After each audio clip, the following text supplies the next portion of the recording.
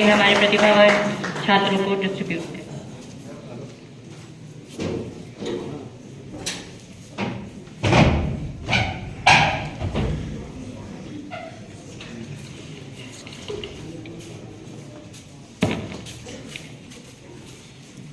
विश्वविद्यालय engineering college के आज के इस कार्यक्रम के विशिष्ट अतिथि लोनरा के विधायक भाई प्रबोध जी, पूर्व सांसद आदरणीय कमल भान सिंह जी, भारतीय जनता पार्टी के यशस्वी जिले के अध्यक्ष आदरणीय ललन भैया, हम सबके मार्गदर्शक आदरणीय अनिल मेजर सिंह जी, जिले के महामंत्री अभिमन्यु गुप्ता जी, मंडल के अध्यक्ष मधुसूदन शुक्ला जी, यहाँ के पार्षद आलोक दुबे जी, पूर्व पार्षद मुरारी बंसल जी, आरपी अग्रवाल जी, बबलू सिंह जी पार्षद, बीच में फौजी साहब बैठे हैं, यहाँ के सरपंच जी, विश्व चलेगा क्या, निरंजन राय जी पूर्व पार्षद, सानू कश्यप जी, उपस्थित हमारे प्राचार्य महोदय, हरे साहब, सभी टीचिंग स्टाफ, छात्र छात्रा, सबसे पहले तो धन्यवाद दूंगा हम लोगों को बुलाया गया इसके लिए। बहुत अच्छा सांस्कृतिक कार्यक्रम कमल नयन राम और जिस बच्ची ने कथक किया बेहतरीन, उसको पता चलता है कि पढ़ाई के साथ साथ सांस्कृतिक कार्यक्रम भी यहाँ अच्छे होते हैं और निश्चित रूप से पढ़ाई के साथ साथ खेलकूद और सांस्कृतिक कार्यक्रम में भी हिस्सा लेना चाहिए। मेरे को लग रहा है वो बच्ची जो कथक की है वो इंजीनियरिंग के बजाय उस लाइन में जाएगी तो ज्यादा सक्सेस होगी, ऐसा मेरा सोचना है। जितना उसका अच्छा परफॉर्मेंस था तो बहुत अच्छा लगा। इस लाइन में भी हमारे कॉलेज में प्रयास किया जा रहा है। क्योंकि ये कॉलेज लखनपुर से प्रारंभ हुआ था तो इसलिए हम लोगों का विशेष रूप से लगाव था और प्राचार्य साहब बता रहे थे कि राजेश अग्रवाल जी उनके परिवार द्वारा दिया गया, तो एक्चुअल में हमारे मामा का परिवार लखनपुर में रहता था, वो अभी यूएसए में है, उनके द्वारा बिल्डिंग बना के दी गई थी। आरपी अग्रवाल साहब के द्वारा निर्माण कार्य पूरा करवाया गया था, जो हमारे गोविंद भैया के जिया जी हैं, हम सबका उसमें सहयोग रहा था। ये हमारे मामा जी के लड़के गोविंद रेणु ट्रस्ट वाले जो गोविंद अग्रवाल जी है, उनके द्वारा ये दिया गया था और उन्हीं के बड़े भाई स्वर्गीय सुरेश अग्रवाल जी द्वारा हायर एजुकेशन के लिए हर वर्ष 25 बच्चों को यहाँ छात्रवृत्ति दी जाती है। पूरी फीस वो मेरे को लग रहा है 12-15 साल से रेगुलर दिया जा रहा है, जिसका लाभ सरगुजा अंचल के छात्रों को मिल रहा है।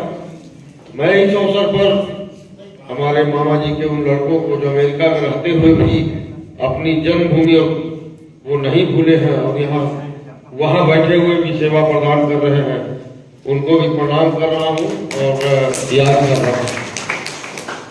इसके साथ उन्होंने अपने हॉस्पिटल में भी कुछ सहयोग दिया था और लखनपुर में शिशु मंदिर बना तो मैं आग्रह किया था, मेजर साहब से बुलवाया था, उसमें भी उन्होंने सहयोग किया था।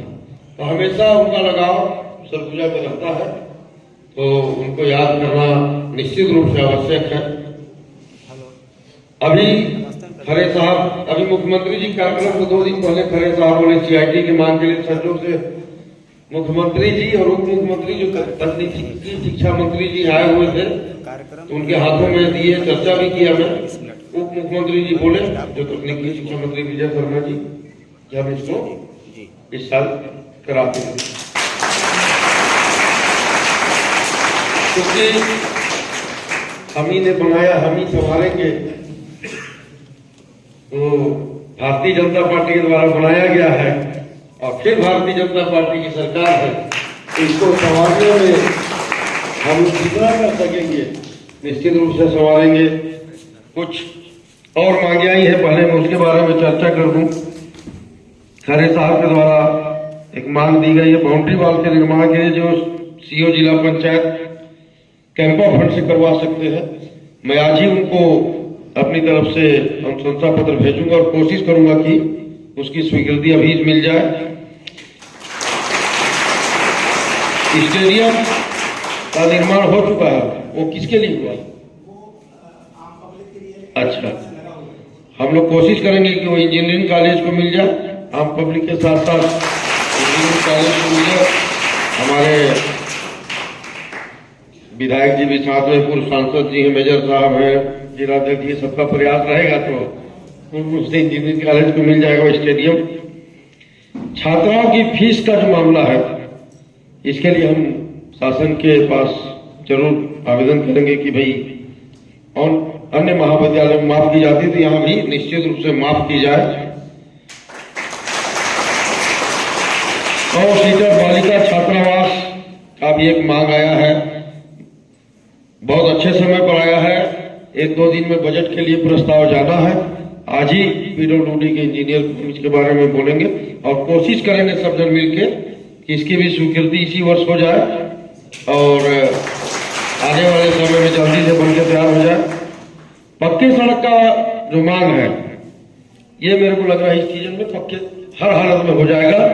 प्रबोध भैया भी बोल दिए हैं और मैं भी बोल रहा हूं, हम सबके बजट में भी आ गया है सर और निश्चित रूप से हो जाएगा। तो बाकी कुछ मांगे और हैं, लेकिन जो होने लायक थी उनको मैं पढ़ दिया हूं, कुछ और समझना पड़ेगा बाकी मांगों के लिए। हाँ, 5 साल है और एक विधायक नहीं आए ना, उनके लिए भी तो कुछ रखना पड़ेगा।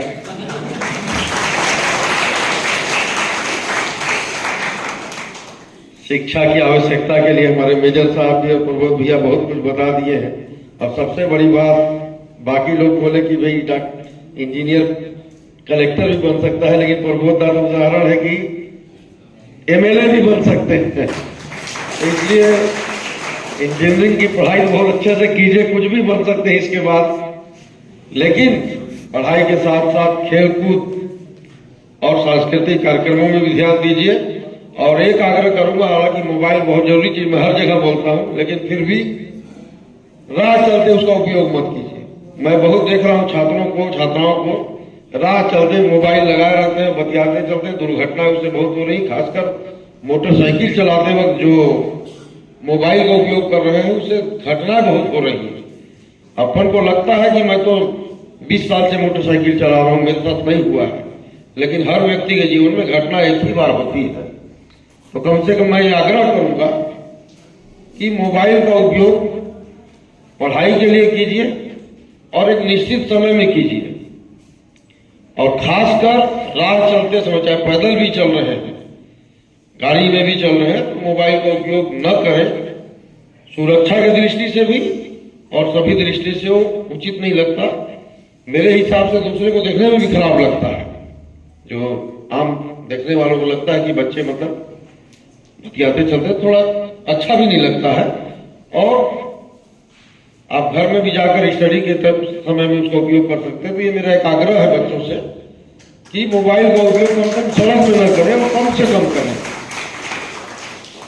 और शिक्षा को जॉब के लिए मत बनाइए, जैसे प्रबोध भैया बोले, रोजगार लेने के लिए नहीं, रोजगार देने के लिए बनाइए। एक इंजीनियर अगर नौकरी करेगा तो अकेला करेगा, लेकिन वही आर्किटेक्ट बनता है तो 20 इंजीनियर को अपने नौकरी देता है।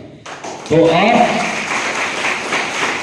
शुरू से ध्येय बनाइए कि हमको इंजीनियर बनकर नौकरी नहीं करना है, बल्कि रोजगार करके लोगों को नौकरी देना है। एक ध्येय बनाइए, तो मेरे अंदाज से आने वाला भविष्य हमारा बहुत अच्छा रहेगा। बाकी सारी बातें हमारे वरिष्ठ लोगों ने बताई दी है, मैं अपनी बातें रख चुका हूं। इतनी बात करके हाँ, सांसद जी बताने वाला है।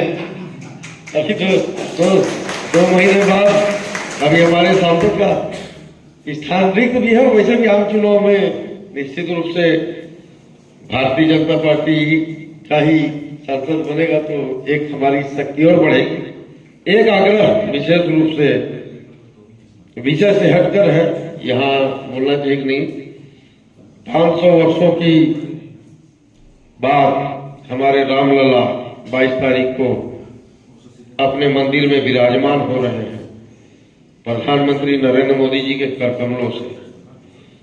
और बहुत बड़ा सौभाग्य है हम लोगों का, 10 पीढ़ी गुजर गई, हम उस पीढ़ी के हैं जो इस पल के साक्षी बन रहे हैं।